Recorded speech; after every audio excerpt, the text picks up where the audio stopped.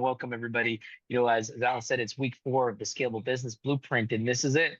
You made it to the final piece of the puzzle, right? This completes the 4-week series, and every entrepreneur, no matter what stage, eventually hits a moment of profound realization. You likely escaped your first prison many, many years ago, working for someone else, where you traded your precious time for a paycheck, right? Feeling a lack of control and building someone else's dream. So, congratulations on that leap. You took the path of entrepreneurship, right? Whether that's a solopreneur or an entrepreneur, you did it. But then, for a second, far more insidious prison often emerges. And that's that you're working for yourself. Yeah, we can all agree on that. But guess what? You're still trapped. You're still trapped in that time for money exchange. We've seen it, right? I've heard it. I've often hear it from entrepreneurs that say, "Man, vacations. What is a vacation? I have no idea what that is. They never occur. I go away, but I'm still working, right? Whenever I have to go away on time off and have to delegate tasks, they fill me with anxiety. And you might be today earning more money than you did at your previous job, which is fine, but you're also working twice as hard if you're getting paid at all. And so that is depending on where you're at in your journey. You might be in there. Plus, you're now having to put out a lot more fires. You're simply just traded one set of bars for another. But today, we're going to talk about how you break free from it. We're going to give you the blueprint to dismantle the second prison entirely, forever. All you need to do is follow this framework. And this is where we're going to take you from being an operator in your business to really into the role of a true CEO and true leadership framework. Okay. And so let's clarify this critical difference because it's the foundation of your freedom. So as you move forward, you need to understand the why. An operator works in the business, doing the work, doing what needs to be done. And a CEO, a true visionary, works on the business, building the machine. An operator manages the task and reacts to daily fires, but a CEO leads people proactively and prevents the fire. They're forward thinking, they're seeing ahead of the obstacles, right? And so it's important to understand the CEO success is the team getting things done without constant constraint and direct involvement. That's a very key wording and phrase. It's without that direct involvement. An operator's time is spent in execution. And so today we're going to focus on strategy, vision, and true leadership because that mindset of I want it done right, I need to do it myself, needs to exit now. The CEO mindset is really if you want it done right, I build a system and empower capable people. Again, if you want it done right within this right framework and mindset, you will do through systems and empowering capable people because this isn't about working less. I want to make sure that that's clearly communicated now. We're not saying you're going to work less. You're going to work less by byproduct of what we're going to talk about, but this is about working differently. It's about shifting from practical, low leverage activities to strategic, high leverage and high impact. It's about building a business that serves you rather than you serving it. And so by the end of the call, you should be able to define your two CEO role, design your ideal week so that you can work in it and be successful, build a leadership structure, and then start and implement your 90-day sprint methodology, your 90-day cycle. Okay. Create metrics within that and build your weekly operating rhythm. This is all part of what brings this together for us and for you. Now, again, as the CEO of your company, and doesn't matter if you're a solopreneur or an entrepreneur, okay, this is for everybody. Your plate isn't about doing everything. It's about doing the right things. So I hear this a lot because people feel like they need to be involved in everything and they want to have final say. But I can tell you that that mindset is what's in fact bogging you down. And there are 6 responsibilities that only you, as the founder and leader, can or should truly own. Outside of these 6, I don't want you to think about them, because if you're focusing outside of them, you're again imprisoning yourself. So I'm going to give you the 6. Okay. And again, even if you're a solopreneur, thinking about these roles helps you prioritize and plan for growth, because ultimately everybody wants that growth. So let's start with number 1. And it starts with setting vision and strategy. That's your first area of where you need to work on. This is your North Star. It's about asking, where are we going? How will we get there? And what are our absolute priorities? And most importantly, what must we say no to? Okay. This is not deciding which client to take next or what color scheme logo you should use. Okay. This is deciding if you should expand into new markets or product or service. For a solopreneur, this might be defending or defining, I should say, defining your niche for the next year. Understanding what specific area in your service offerings you're going to focus on. For a $10 million a year company or 15 or 20, it's about market diversification or a merger acquisition strategy, growing through acquisition. Okay, your number 2 area where you need to focus on is to build and lead the team. You know what's crazy? I'm gonna just pause for a quick minute. And I had an opportunity to go to a network event this week in Calgary, and the network event was all about mergers and acquisition brokers, capital investment firms, and those entrepreneurs looking to buy and sell businesses. And I'll leave a little nugget for those here of what was the number 1 topic everyone in that room spoke of that every entrepreneur misses. They all focus on revenue. They all focus on profitability. They all focus on clients. They all focus on the activity stuff. And guess what is the one thing that entrepreneurs miss? It is the one thing that buyers are looking, bankers and capitalist investors are looking for when they're going to buy and give a valuation to your business. And take a wild stab. It's culture. It's building a strong culture and a strong team in your business.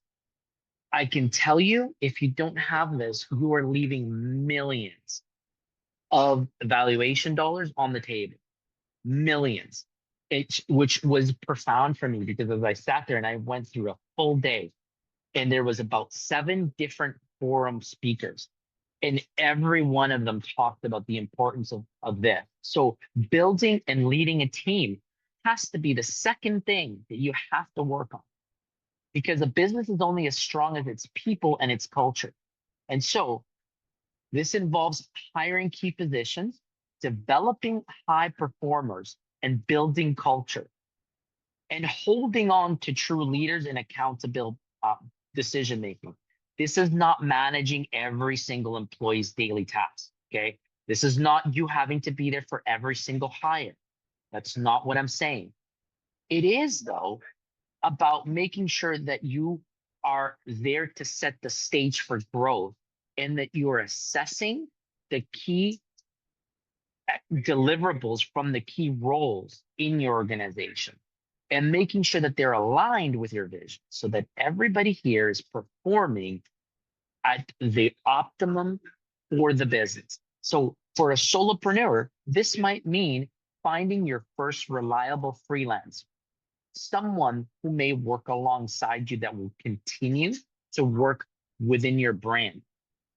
For a small to medium-sized business, it's about structuring your management team with the right core values, with the right clear agenda and items that they are accountable. So just giving you some nuggets of information as we move through. Okay. The third thing that you must be working on is to ensure financial health. Money is the lifeblood of your business. And your role here is to be strategic about that oversight, knowing your numbers, making resource allocation decisions, ensuring profitability, and planning for growth capital. This is not about your daily bookkeeping. Like, you should have a bookkeeper to do that for you. That should not be you. You should not be the one chasing every late payment, by the way, also. Like, that's not you making calls for collection. That is like a $15 job. And in the past, we talked about entrepreneurs, real serious ones, focusing on the $200 job, right? And so, like, that's a key one that I wanted to touch on. You should be looking at where to invest, right? Where do we need to cut costs? Or what kind of funding do I need for growth? For a solopreneur, this could be reviewing your monthly profit and loss statement, knowing where your activities go.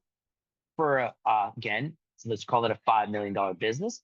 It's about understanding your quarterly budget planning and reviewing it, having a cadence to do a quarterly meeting where you review all those tasks that we talked about. The fourth thing that you should be working on, and this is just as critical, is protect the brand and reputation. Your brand is your most valuable asset, and you are the ultimate guardian. It's not Bob. It's not your general manager. It's not your, supervisors. It's not your field staff. It is you. You protect the brand. And I know this, that when Willie and I worked together, it was everything about Willie's Trucking. It was protecting that brand at all costs. Because again, this means that you're managing major client relationships. You are the face of the organization, right? So you're the one making key partnership decisions. This is not handling every client call. We're talking about strategic clients, not every single one, right? This is not you managing every social media post. You don't need to be the social manager. There's chatbots literally that can do that for $24 a month. Doesn't need to be you, okay? This is about making sure that you're focusing on those clients that represent 20% of your revenue and focusing on that portfolio, okay?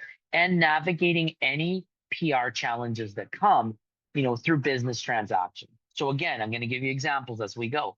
Solopreneur, this might be nurturing relationships with your top 3 clients. Just pick your top 3. Doesn't have to be everybody, but your top 3. Top 3 in revenue, top 3 in lifetime spent value.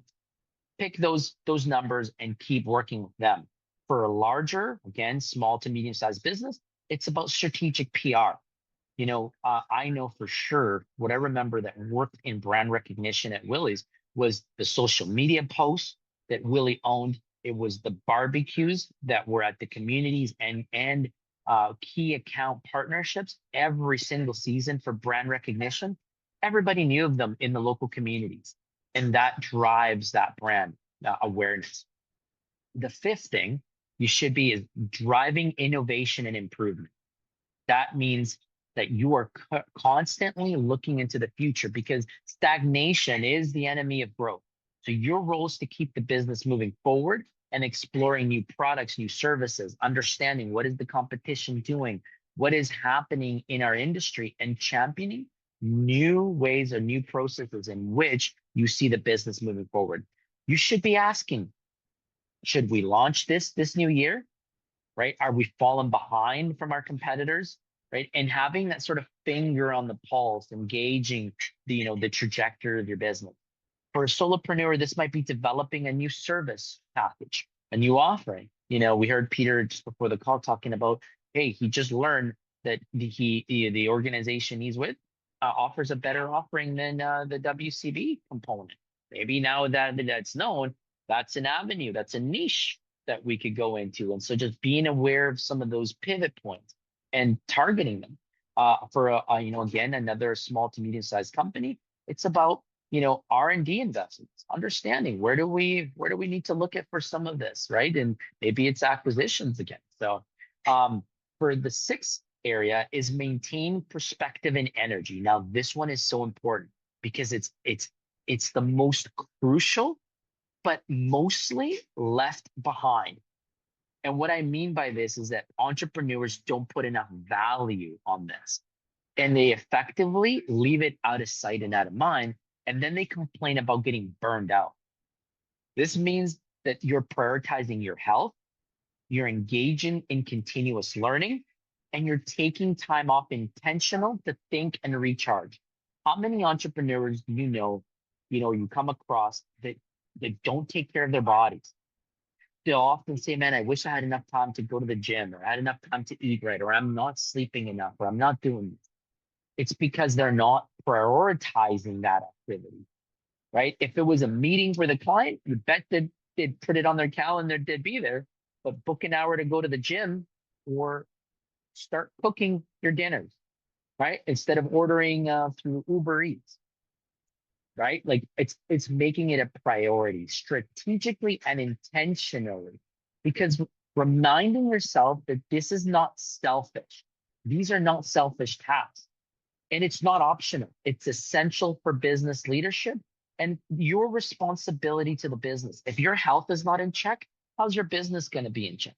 You have to be healthy. You have to be of the right mindset, because if you don't, you're going to have so much burnout. And it's just going to create that same level of activity downstream. Remember that people will follow what their leaders do. And it creates that same like monkey see, monkey do type of activity within your business. So just be mindful of that. Now, I want to make notice of something of what's absent from the list that I talked to. I talked to you specifically about 6 items. And what I left out was client delivery, daily operations, marketing, administrative tasks. Folks, those are your team's jobs. Now, that's not your job. They can be a function of what you lead, but they're not your job. That's not yours to do. Yours are 6 specific items, right? And that's your CEO role. That's your true leadership visionary role. Now, what are the 3 to 5 things that only you can do in your business right now? Like write those down. Take a quick minute, brainstorm. 3 to 5. I gave you 6, and now bring them to you, right? What are those 3 to 5 things? And if you want to put them on the chat, go ahead, let Alan put them in there. Or if you want to put them down on a piece of paper, go ahead. We can talk through them later as we go. But I want you to write those down, because when we go to Q&A, we're going to come back to you. Now, let's talk about your ideal weekly rhythm, right? Most entrepreneurs have reactive, chaotic weeks. And we talked about time management in the past in these calls. But we want to make sure we put some focus onto that in this call. Again, as we talk about a scalable business footprint, we have to talk about what you should be responding to. And it's not the loudest, it's not the firefighting, but it is the solution for you to really be proactive in understanding that each day should have a theme. If anything, we should theme it out and understand blocks, chain blocks of your day and of your week and of your time. So a quick recipe I'm going to share with you today is start with the following. Let's make sure that Monday becomes your strategic work and deep thinking, right? This is your time to work on the business. Monday, it's your first day in, you got lots of energy, right? So you protect this time.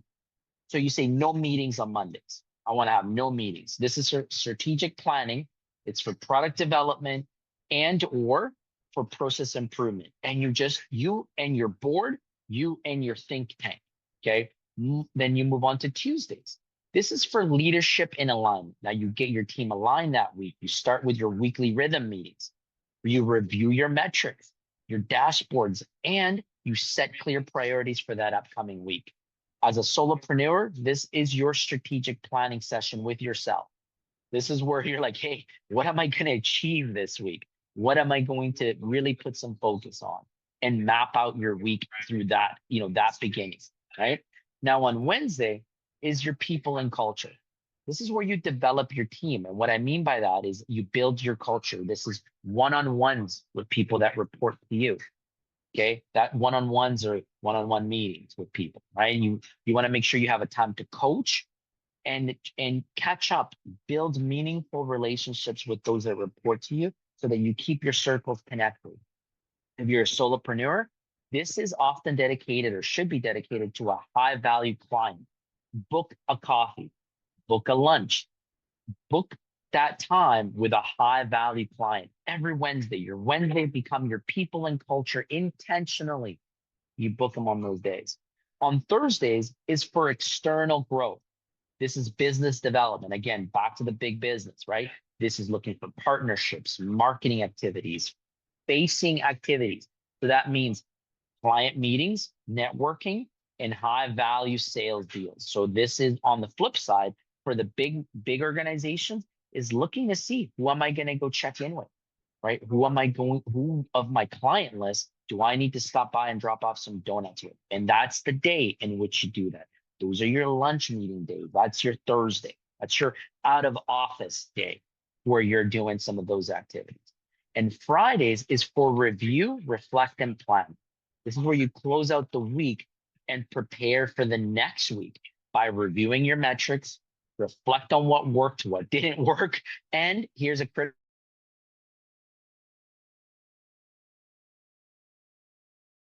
self that gratification that, hey, although we had a million fires and we had a storm that we went through, we also locked up that account. And I also saved that employee from quitting this week, and I took so and so for a good lunch. All of those things are critical wins that entrepreneurs sometimes oversee because it's not revenue directly. It's not like, hey, I locked up a $10 million account. No, but you saved a long-term employee from quitting on you this week. That's a big win. And so understanding those are important. And then you plan for the next week. Now, the weekends, that's your recharge, that's your time, that's your family time, protected at all costs. I like to definitely do that on Saturdays as much as possible, but then on Sunday evenings, my shift happens and it's my time to go back to the gym, which means it's time to go back to work. Sunday evenings, right by 6 p.m. That's when the weekend is over and it's time to go back to work mode for me.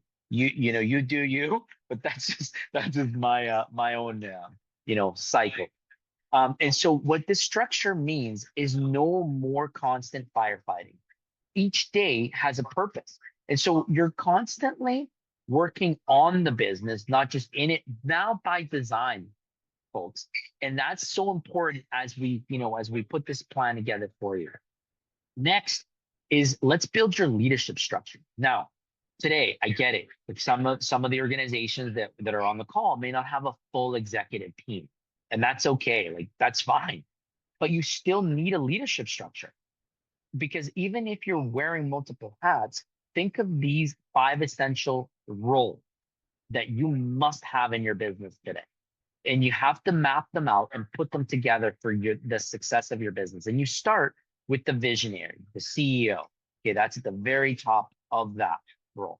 That generally is you, the founder. Okay. Then next to that is your operator. You want someone in the business that's really running the day-to-day of your organization. And that's the role you want right below the visionary. And then you break out into 3 critical functions. Your operations leader, that's who's running the execution of day-to-day of the operational functions of every business. That includes operations, health and safety, anything quality related, your production type teams, your service type teams, okay? The next piece of that is you need a revenue leader. So here you need a sales leader. You need a sales and marketing seat, okay? And then you need a financial leader. This is someone who's going to run the numbers and know the metrics and really like understand them inside and out. Those are your critical 5 roles. If you want a 6th one, which sometimes it's required, depending the size of your business, is your people and admin functions. This is your HR. This is, your people and culture. That is now quite a famous term that is popping around, the business world. And this is the people that really take care of your HR systems and processes. Now, even if today you find yourself sitting in 3 out of those 5 to 6 roles, it's okay. What's critical is defining clarity within the role. Because as you grow, you'll strategically fill these with real people, But imagine hiring for a role that you don't know what it entails. All you have is a title. Well, you'll say, well, I need an operations manager. Cool. What does he do? Oh, I don't know. He's an operations manager. No, no, no. Well, what does he do? Well, he runs the operation. Okay. What does that mean? But if you did it the other way, if you had clearly defined the bullet points of accountability, everything that the role owns, everything that they're responsible for, when you go to hire, guess what? Now you know the skill and the person you're looking to hire. Very different worlds, right? And so that's why this is important, even if you're a solopreneur, even if today you're like telling me, well, I don't need that yet. I'm not that big. We're not building for today. We're building for the future. So be be future thinking and living, right? Again, another component of this is because as you scale organically, you may be hiring people, but you're going to need to learn to delegate tasks. And so as you do that, you have to have the structure in which you define who has decision-making authority and what role takes that on. Because if you don't, guess who's going to have to do and make every single decision in your business? It's you. It's you. Everything will come back to you. It'll be like, hey, James, can I buy that forklift? Hey, James, can so and so have vacation? Hey, can that guy go to the washroom? Can that guy do this? Like, that's what happens. Is it always filters back to somebody having to make the call. So if you're not strategic about deciding who has authority and to what level of authority, you'll be the only one making it. And this isn't about control. It's about being very intentional to how you plan out who has that. Ultimately, you're still the owner. You're the founder and you'll have final say. But you'll want to know decisions that are for $500 and less. I don't care. Let that guy do this. Okay, 1,000 to 5,000. That's a manager's decision. I'm going to let the managers handle it. 5,000 and greater, well, then that needs to be the general manager. And anything greater than 15 or 20,000, it better come to me, right? Being very specific to the bandwidth of decision-making availability, okay? So I think that's a critical one that I wanted to share with you today so that you can start to map out those within your business. Again, to give you some freedom and some structure. The next one, we like to call it the 90-day methodology. And this is, if you know, some of you are working with us on the Compass program, which we really encourage all of you to do that. When you do that with us, you really learn about 90-day planning and understanding the problem with some of the advisors out there that tell you, hey, do your annual planning. Great, you do it once, but it's so long. You lose focus and you lose momentum. So we are big on 90-day solutions, 90-day execution. 90 days, that time frame where it's just short enough to maintain focus, but long enough to achieve meaningful progress.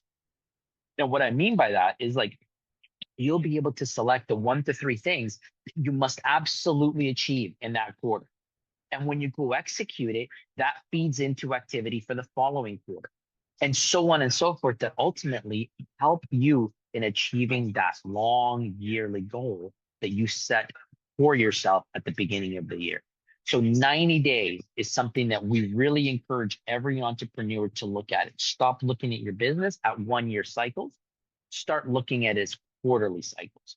Understand your quarterly priorities, understand your quarterly goals, and review your execution quarterly to know if you're on track or off track. This will make it easier chunks for you to really win out the quarters and ultimately the year.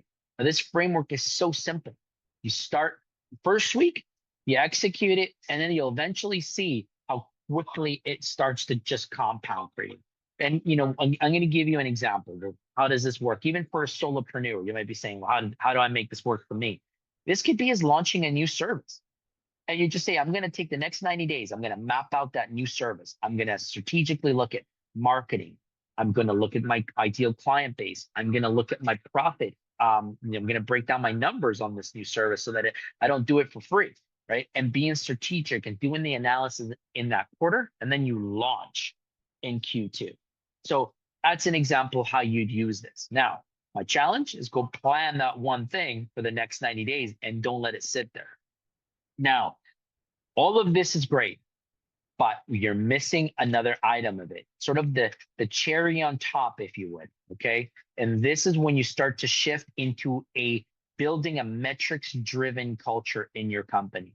What we find is that a lot of organizations understand, and the owner is talking about metrics, but what about everybody else?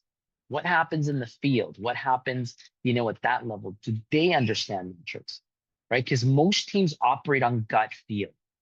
I remember walking into some businesses where they don't have this, and they believe they're doing a good job. I'll often walk up to them and they'll say, "Hey, how's the week going?" "Great." "Yeah, what's great about it?" "Oh, been a great week. It's been slow. It's been quiet."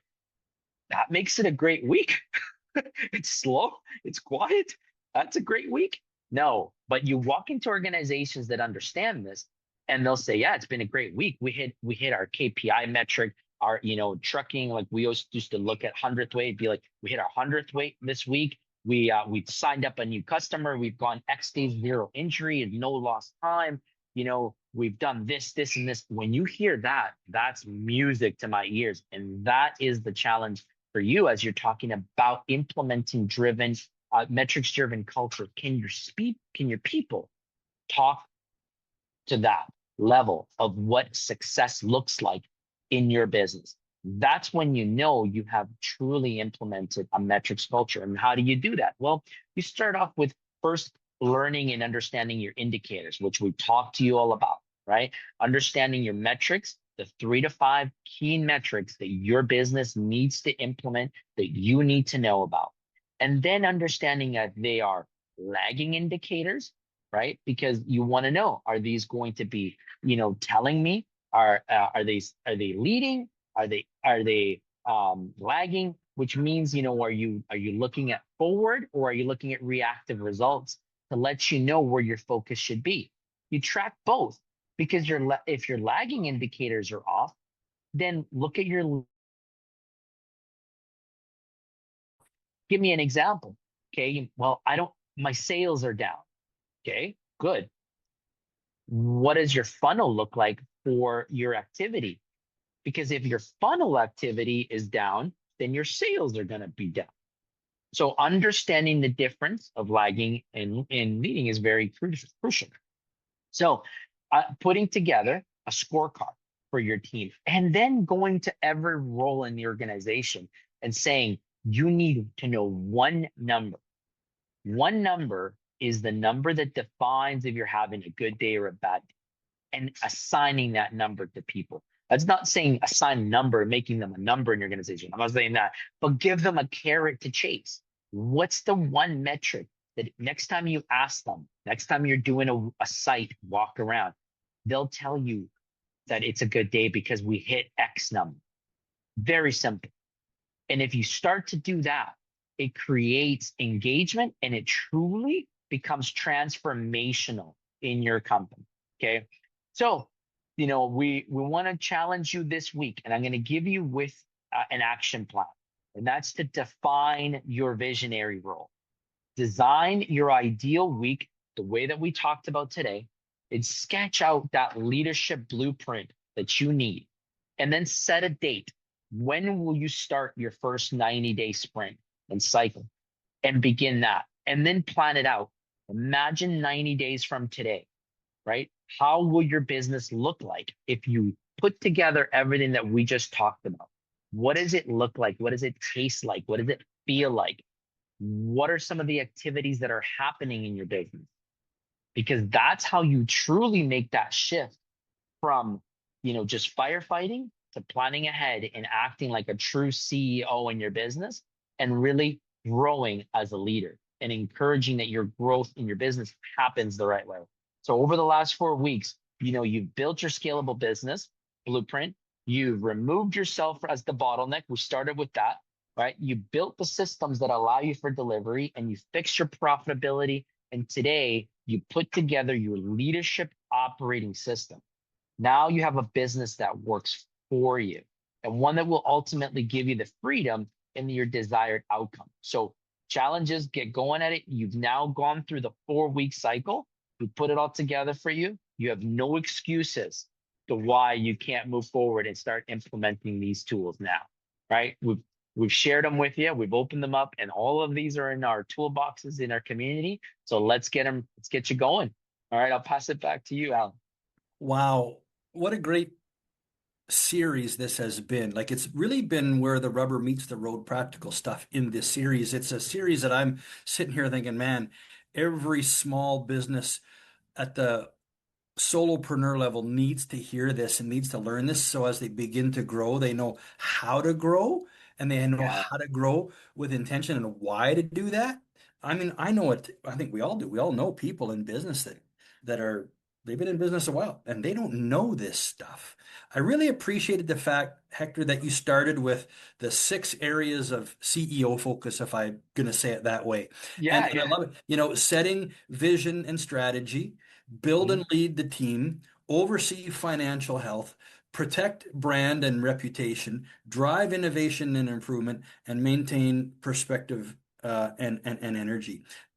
You know Yeah, how many people I can talk to, and Peter you can talk to, and James you can talk to, and and ask them, hey, what's your position in the company? Oh, I'm the CEO, I'm the president CEO. Great. What's your role? And they can't answer that question. And they actually that's right. go into the daily operations stuff. So I really appreciated the fact that you defined what the CEO role is by these 6 things. I love that. And then you took us. I wrote this down. It's not. It's not. It's working on the business by design, and then you told us what that actually is and what a CEO actually does. Kind of Yeah, day to day to do that, and it's one of the probably the first times I've heard that so structured and so clear. It was excellent. interesting. I really Nice. appreciated that. This is definitely going to be a call that all of us need to go back into the community and listen to again, and certainly probably all 4 calls on this series. And then you took us Yeah. into the 5 critical, secondhand leaders roles, what those Hmm. roles are. And I love the fact again. Oh, I think I need to hire somebody. Oh, why? Yeah, And who are you going to hire and what role are they going to fill and people don't know, right? We just hire because we're at our wits end and we can't do it all anymore. So I just love, and then the 90-day plan and then build a metric driven culture with a language that your people can actually speak and know. That was really that's right. brilliant, and I love it. So such a great practical lesson today. I might even have to say, I've told you this before, Hector, but this might actually be one of the most practical lessons you've taught us. Oh, I appreciate that. I And think I, it's and I, and true. I mean that as a compliment. And like, what was some of the practical stuff, Willie, in on your journey at Willie's Trucking that we talked about today? Yeah, first of all, it's definitely something that I didn't really know anything about either. And like what Hector said about even just what does it mean to have a good week, even just breaking it down, like he explained that as well. I think that was also an eye-opening for me was, yeah, how is a good week supposed to look like in our business and having actually something to track against, I think was very, very powerful. And when you can communicate that to the team as well, then there's so much more power behind it because everybody understands it, right? Hmm. Yeah, yeah, totally. Yeah, it's not a Very good. secret code that only you know. Hmm. Yeah. Yeah, yeah, and it's very much that ability to then engage everybody with, right? Because then everybody's speaking the same language. Yeah. What breaks down engagement is when there's lack of clarity. And so if you go to, an operations folk, you say, hey, what's a good week? Like, what's your week looking like? That's great. What is it? Why? Why are you winning? Because we're boom, we've gotten this metric down and it's on point for the week, and it could be like that at the beginning of the week. in your startup meeting or your weekly meetings, you said, hey guys, this week we want zero customer complaints. Zero customer complaints. That's your number for this week. And so everybody's working their butts off to make sure there's zero customer complaints. And so when you as the owner come down on that shop floor or or walk through and everybody says, yeah, it's a great week. Why? Because we've had zero customer complaints. Bam. That's when That's, you know. yeah, That's that's when not just hitting the target, that's hitting the bullseye, right?